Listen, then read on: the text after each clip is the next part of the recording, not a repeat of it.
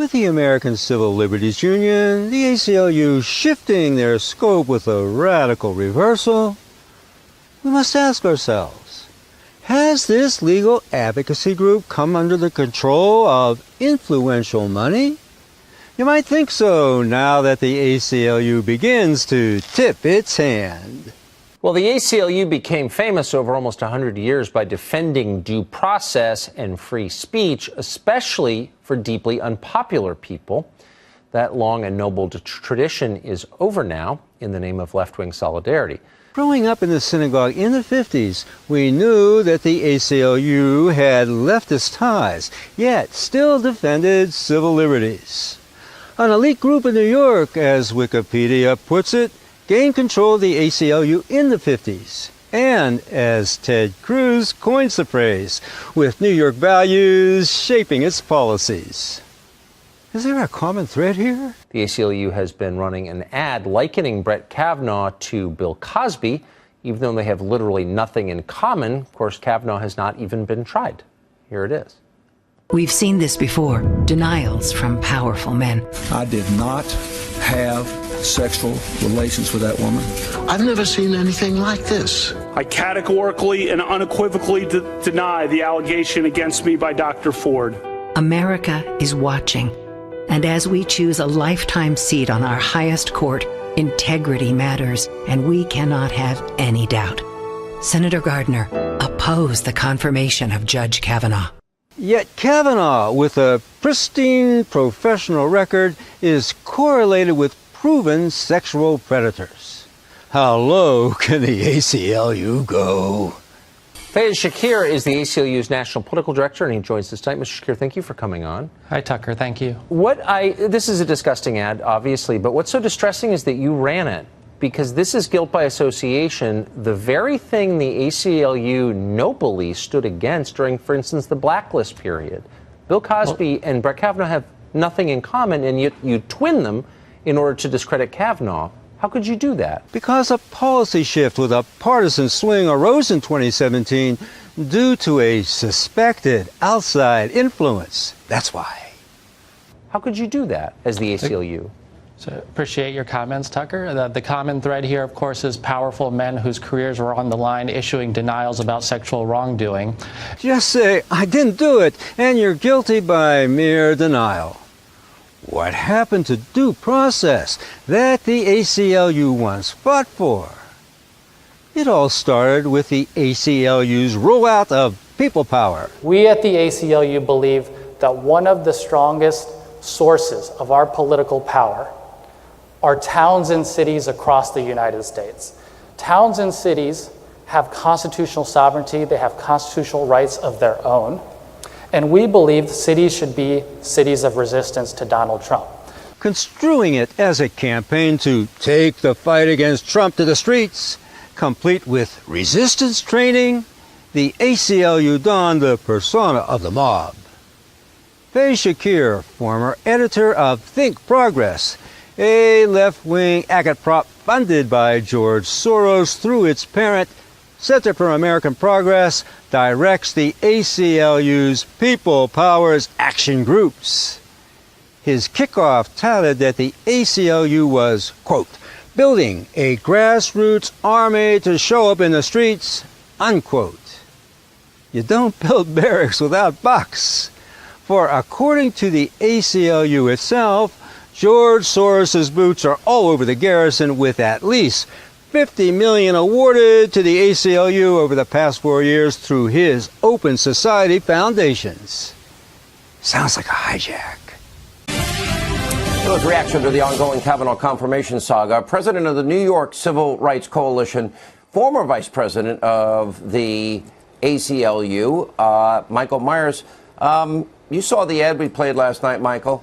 For what, since 1981 to 2005, you were a member, high-ranking member of the ACLU? I was on the national board of the American Civil Liberties Union. I was also a voting member most of those years on the ACLU National Executive Committee. What happened to your organization? The ACLU now is hijacked by the lunatic left. But hasn't the ACLU always been left? At least in attitude? Aren't its officers like Susan Herman? Arthur Eisenberg and Donna Lieberman left? Well, they've always been left, but not this left. They don't believe in process. They don't believe in due process. They don't believe in free speech anymore. They don't believe in anything other than the resistance. Or as opposed to resisting fashion, they have become part of the resistance movement. More like a transmutation movement funded by Georgi Schwartz, who changed his name to George Soros. He's not Greek. He's Hungarian. Trying to improve the world is more difficult than making money. You can only measure it if you have a strategy. He's very suspicious of conventional wisdom. I set up a foundation to promote this idea of an open society. Opening up closed societies. That intellectual power that he brings, he sees things from a very broad, systemic perspective. I know that I don't know all the answers. Whatever frame I create is bound to be biased. He actually thinks for himself. And puts his posters where his money is.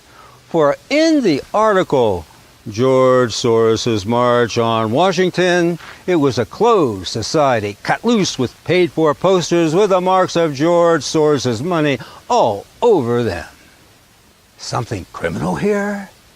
All right, last question for you. When you have a situation where the whole structure has been attacked, all right, the whole nomination process of Brett Kavanaugh was attacked, all right, by Christine Ford's allegations and her attorneys who drove those investigations into the press, and the press blew it up. Now there is evidence, if you read the Wall Street Journal article today, that George Soros funded groups, all right, went into Washington with one intent: disrupt and intimidate the entire process by confronting senators and other people. Is there any criminality in Soros funding groups that are in for disruption of our system? Can you see any way that Soros himself might be investigated? There really is, and this is what federal conspiracy laws were targeting, was supposed to be targeting, and that is a conspiracy to harm the United States. If you have an individual through a systematic and paid-for scheme or strategy to do damage to our government and constitutional protections, I'd like to have that exposed. Listen, I'd love for that to happen. But the press is never going to go after Soros. Now, as you heard, if you criticize Soros, you're an anti-Semite. That's the latest from the New York Times guy. It's not anti-Semitic. It's anti-Hungarian. Just ask Hungary's Prime Minister Viktor Orban. You're probably aware that there are large-bodied predators who are swimming here in our waters. This is the transborder empire of George Soros, with tons of money and international heavy artillery. Look, if democracy is awarded to the highest bidder, then George Soros buys in and sells out America. And whether it's left-wing, right-wing, this thing goes way beyond an auction gone awry. I'm asking you why you put him next to a man who was tried in court and convicted of felonies and sentenced to prison. Because that when individual he, as you just noted, hasn't done any of those things. That individual also denied the accusations. I think you would appreciate, Tucker, that we're criticizing people on the left and the right. I don't care about the left and the right. I care about the principles that make the country worth living in, which you once defended and now you urinate on. Why not put him next to Charles Manson?